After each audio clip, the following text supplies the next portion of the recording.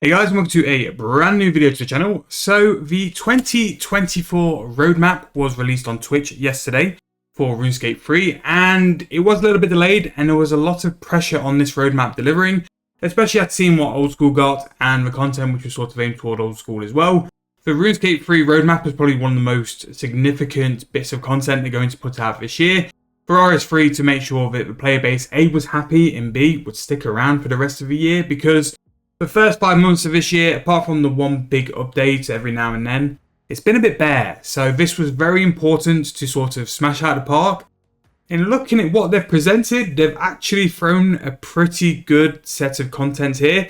And that's what we're going to do in this video. We're going to talk through it, see what we think, and see where we go from there. So I wasn't able to watch it live, so this is why we're doing this on a Wednesday for the Wednesday video. It just means what video I was going to do for today, I'll do later on. But they've actually released some pretty banging content and some really, really good content here. So this is the roadmap. So this is the roadmap which is going to go through all the stuff for the rest of the year. And this is basically highlighting the big content. So I imagine we'll have some nice little ninja fixes, some quality of life stuff, and loads of little bits in between this sort of big hitter content, which I think is pretty, it's pretty good. Like, I went in with this with very little expectation, very little hope, for what should be said is a better word. But they've kind of surprised me a lot by what they've got here. So these two here, we knew this was coming. So we knew that we were going to get the 4th Infantry Quest, Requiem for a Dragon. We knew we were going to get the Blooming Burrows for the seasonal event.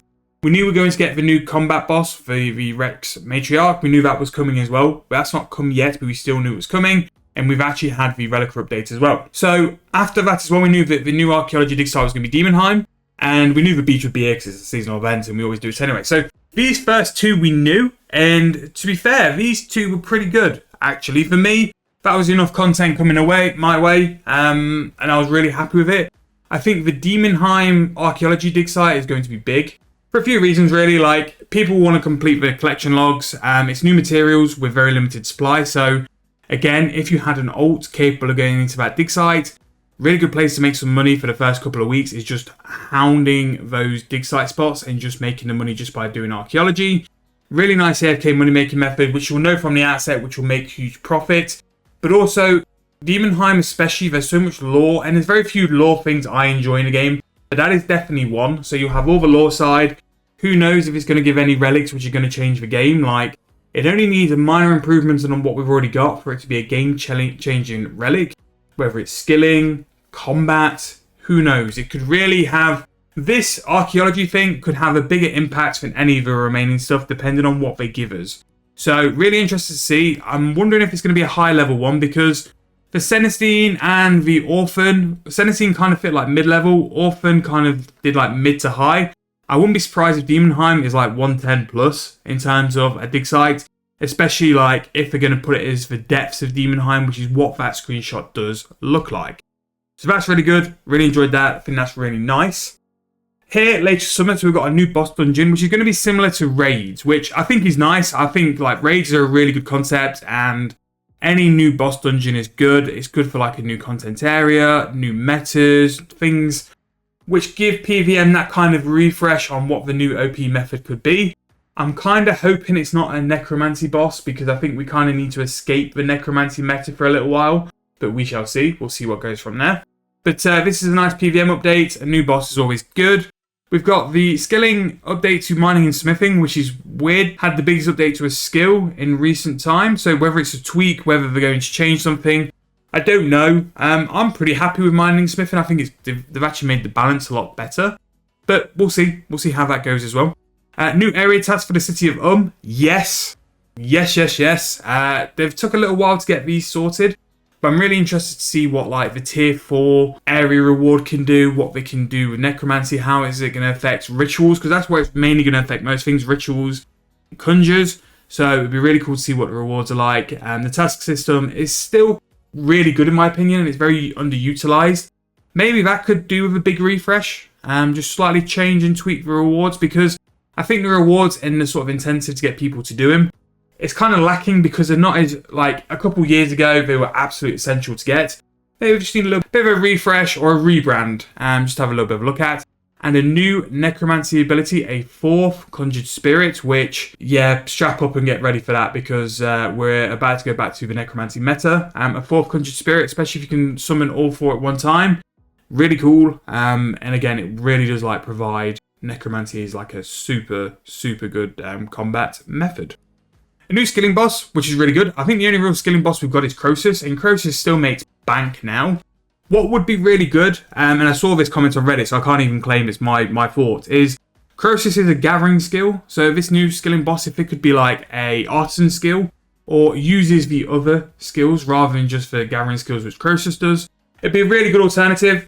Really hope it's soloable as well for the Iron Man or for this unsearchable people like me who actually want to go and do a skilling boss and just don't have to have friends. And that's simply that. So that'd be really good to do that on release. And what I'm really looking forward to as well, all this content I can do on day of release because I'm not working. So I'm really looking forward to that. RuneFest 2024, I will not be going, but again, it's really good for the streams, really good for things to see, and really good for content releases as well. So I think there's going to be some big hitter releases for 2025. I think the uproar of the roadmap this year means that they've got to hit next year's out of the park from the start, because it really did sort of rattle quite a large player base that we were getting nothing on RS3. So that's the big thing for RuneFest for me, is the announcements for the updates for next year, because they've got to be big. A new story quest, which is nice, which I think might be for free. I don't know. But the story quests at the minute, the quest lines have been pretty banging, to be fair. I love a Fort for Free quest. I hate quests full stop, but Fort for Free, I do like the storyline there because I like it affects me because it's my fort. So we love a quest, a new Slayer monster, which we love that. It's not announced like what level the Slayer monsters could be, but maybe we do something like Abyssal Demons, and Abyssal Demons have different tiers. So even the low level players can sort of jump in on that as well. But we love the Slayer update. Necromancy Slayer home update as well. Even better. Love that. Want that as well. Really good. The big one to a lot of people, and I now have to go out and find 4 friends, which I'm slightly gutted about, is Group Iron Man has now been announced for RuneScape 3. And it's something which I think will be so much fun because of how RuneScape 3 works in terms of its playstyles, its drops and stuff like that. Is I think a Group Iron Man will be like, it'd be pretty massive. It'd be pretty good. So I'm definitely thinking I'll be doing a Group Iron Man. How many people and what kind, I can't tell you. But Group Iron Man content will definitely be coming to the channel at some point. So I do have some series to get finished, hopefully by the time this starts up. And then we can move in and do that for probably the back end of the year as well, with a lot of variety as well.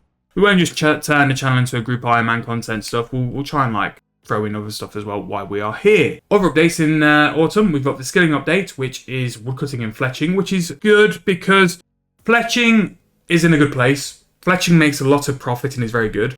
Woodcutting, and again, I think like fishing will need to be done as well. They've kind of fallen behind the times a bit, where artisan skills, processing skills are just destroying the gathering skills. Like PVM has kind of ruined the gathering skills just through like log drops, fish drops, and all that sort of stuff. Is that it's quicker to get the resources just by PVM than actually gathering, or doing divine locations as well could be a valid option. And I just think it just offers something different if woodcutting was a different thing. I know they did forestry in 07. Maybe not something to that extent, but maybe something similar where like the real focus is on woodcutting. Fletching, I don't really want to change, but I think with woodcutting, if woodcutting got a massive jump, fletching would also need to slightly change due to it as well. So I get why they've done them both together. It makes sense, and I'm interested to see what ideas they come out with those two, because that could be really good. What I do like as well is when Modkeeper did the post a couple of weeks ago, he basically said like you can either get content or the seasonal events. And the seasonal events for the past sort of year and a half, they've been nailing and have been so good. One thing which is evidence on here is you've got the beach, you've got Halloween, and you've got Christmas. It seems they've really sort of stuck with the events. Don't get me wrong, I don't think they'll be drastically different from last year, but they've been that good. Why not? Why not just do a slight little tweak, slight little adjustments on the content, and people can enjoy it as well. It's one of the few times I actually see like a lot of people in one place actually talking to each other. So I think they're really good hubs for skilling. People really enjoy them, and they actually doing very well. And I do like as well that they include the little seasonal quest, because I think that's very good. That ties us on to the last thing though, Christmas Village and the seasonal quest for Christmas. But then also the new story quest as well. And I do like this, that when it gets to winter, there's less sort of updates and content, because I think the Christmas Village and the seasonal quest take up such a large portion of December. It's not really worth hammering it with updates, because you've got the Christmas Village and events and stuff. And I'd rather have a more content heavy January and a slightly lighter Christmas, because people are busy, because people are on the game less. Don't focus all your updates then. Do it when people are around. And I think still by Christmas, people will be very much in the hype of Group Iron Man still. The woodcutting and fletching will be very game changing because of how like essential they are as skills. But yeah, it's quite the roadmap. And also on the post as well, we kind of could have talked about it like post by post. But there's some really, really good content here. And something to be looking forward to as well. So 1 to 4 players for the Elite Dungeon Boss, which is really nice. And an upgrade to take weapons past tier 95. So this is going to be game breaking or game changing. And that's what we want. We want stuff which slightly amends the meta, because then that brings different variety of stuff into the game, different stuff to work around. And yeah, it's going good. And there we go, both stories. It was going to be fought for in 3 quests anyway. But yeah, really happy with that. Really think they've done well there. That was a situation where they could have really like lost a lot of favour, but they've actually come out looking a lot better. And the fact that the content is that well put together, really happy with it. And I think it's going to be something very good for the future. Obviously, for all this content coming out, we'll be on top of it. We'll be looking to make money from it any way we can. We'll be looking to see on day of release what we can do, where we can do it. And especially for a couple, really looking forward to being able to actually play the actual content on release as well. But if you're looking forward to it, if you want to stick around, please subscribe to the channel. Doing content every single day currently. We might sort of dip down as we travel a bit more, but for the time being, I'm trying to stick to 7 videos a week as much as we possibly can. But once again, thank you guys for watching. Thank you guys for listening. If you've got any comments, any opinions, drop them in that comment section below. We love a good discussion on the channel videos. So yeah, thank you guys for doing that. Thank you guys for watching once again. Please like the video. Really does help me out. And subscribe to the channel as well. And I'll see you guys very soon in the next video.